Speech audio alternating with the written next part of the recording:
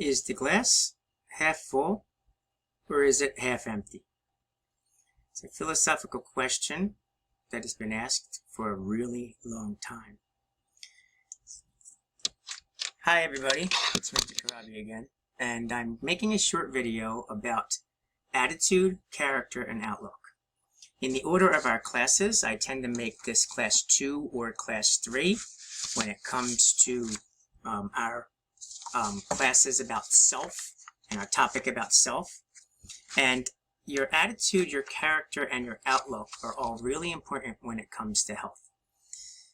I remember being asked this question in college, is the glass half full or is the glass half empty, in a philosophy class that I had that was called Philosophy of Human Movement. So the question didn't really even have anything to do with human movement. It wasn't about sports or exercise or body awareness or dance or anything like that. But the question was asked as a final for the class for that year. And, you know, whatever. So I'm going to spaghetti dinner. So I have Italian background, and my grandmother and grandfather, they used to have spaghetti dinner every Wednesday or Thursday, and the whole family, all my aunts and uncles and cousins, we would all go over to Grandma and Grandpa's house, and we would eat spaghetti dinner, and the family would be together. And I was there, and I was sitting in the living room doing my homework for college, and my grandfather, who never went to college, who I think dropped out of high school and was an automobile mechanic before he died, was sitting next to me in his favorite chair, and he was resting his eyes. So he looks over and he goes, "What you doing there, young fella?" And I'm like, "I'm just doing some homework for college." And he's like, "Well, what are you working on?" And I'm thinking to myself, he's not going to know. He never went to college. And I said, I have to answer the question, is the glass half full or is the glass half empty? So he's like, that's a tough question. And then he goes and he falls back to sleep, but he's resting his eyes. You know, he wasn't sleeping. So all of a sudden, about 15 minutes later, as I'm writing this long, drawn-out explanation using philosophical principles to explain whether the glass is half full or whether the glass is half empty, he goes and turns around and says, out of nowhere, "It all depends on whether you're drinking from it or pouring into it." And I'm like, what? What the heck are you talking about? So he goes on to explain that if you are pouring into the glass, you're contributing to society, you're helping others, you are making your life the best that it can be for you and for others.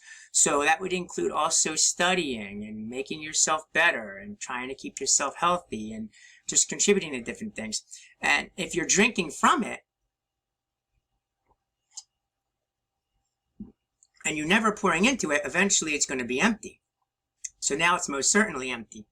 So I'm like, wow. So I go to class and I give the answer. Everybody's giving these long drawn-out essay answers, and I get called up, and all I say was, it all depends on whether you're drinking from it or pouring into it. Go back and sit down. Teacher asks for some clarity and then claps. I was the only person in the class that got an A. Only person in the class that got an A. I wasn't last, but he talked about my thing, and then everybody else after that, he's like, I need your paper. I need your paper. I need your paper. So they weren't able to change their answer to what mine was. Along with that, it goes to our outlook. So if you look at outlook and you use the same metaphor, is the glass half empty or is the glass half full? Are you an optimist or a pessimist? You know, my wife jokingly says that I'm always negative. I'm not always negative. I say that I'm a realist. I'm realistic about what could happen, and I try to prepare myself. But she's always an optimist. She's always looking at the bright side. She's always looking at things. And I said, well, what if this happens? We have to prepare for this. And she goes, we'll deal with that if it happens. It's not going to happen. So an optimist is always looking on the bright side, and a pessimist is almost always looking at the downside, the bad side of things that could happen. So your outlook on life also goes and changes and determines how you act towards other people. So how you act with other people develops your character. But before we do that, here's a question. What is your role in life? I didn't ask you what the meaning of life is, because that's a philosophical question that's going to be influenced by your worldview, like we talked about the other day in class. But what is your role in life? And that's a tough question that we can't answer in a short, less than 15-minute video, or for that matter, in one class. It's something that you have to find in yourself as you continue to grow. Because when we're talking about self, remember, we're trying to be the best you that you can be. But you have to ask the question, who am I? And who you are right now is not who you're going to be 10 years from now or longer than that. You're going to change and you're going to evolve. And the question is, what is your role in life? And everybody has a role in life, no matter how small or big it is. You just have to find what your role is.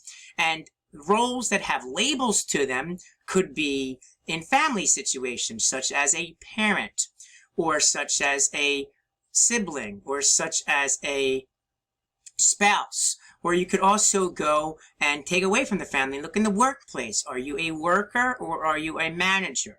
Are you a supervisor? Are you a boss? Or are you somebody that goes and takes orders? Like, this is a cliche term, but you can't have all generals. You have to have some soldiers too.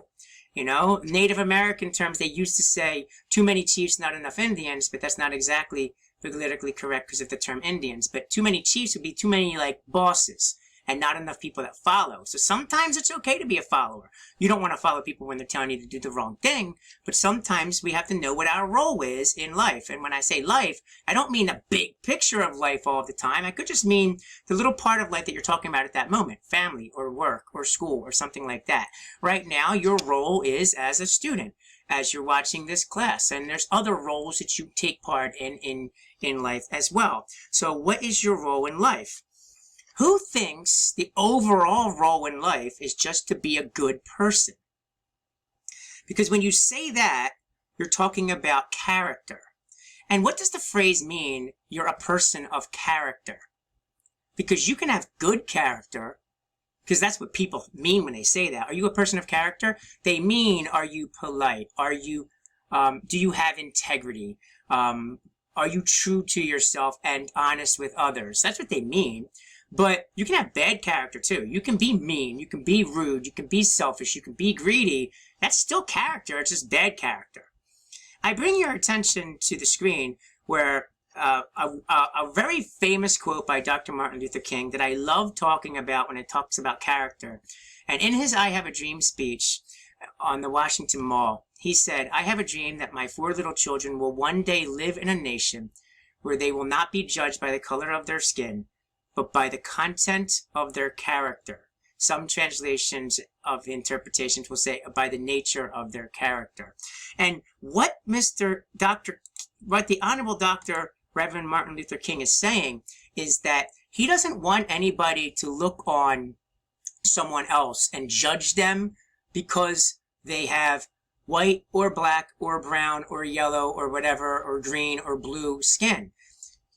But he does want people to be judged based on how they act and how they treat others. So if you want to define character, and I don't have this on display for you anywhere, but you can write it down, pause it if you need to come back to it and rewind it, you know what I mean. Character, by definition, is an outward expression of your inward self. It's basically what people see. And again, it can be good character, or it can be bad character.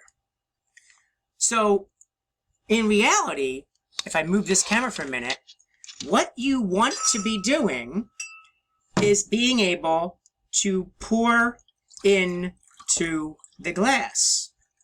As I'm spilling some of it, you want to pour into the glass. And by pouring into the glass, you're going to be showing that you have a good outlook on life.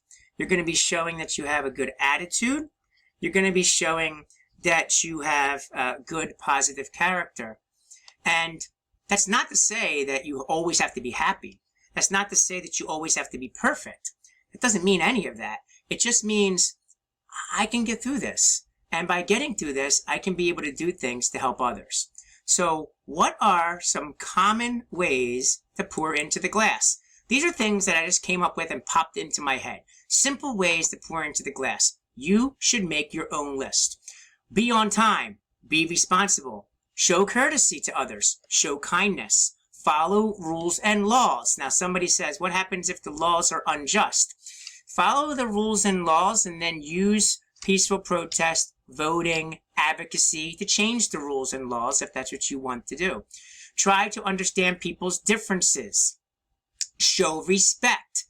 Big question for you to think about. Really stop and think about this. Pause the video if you really want to and say, do we give respect to those who show it to us? Or do we give respect so that we get it from others? That's an important distinction. Because I know people that be like, I'm not showing them respect, they're disrespectful.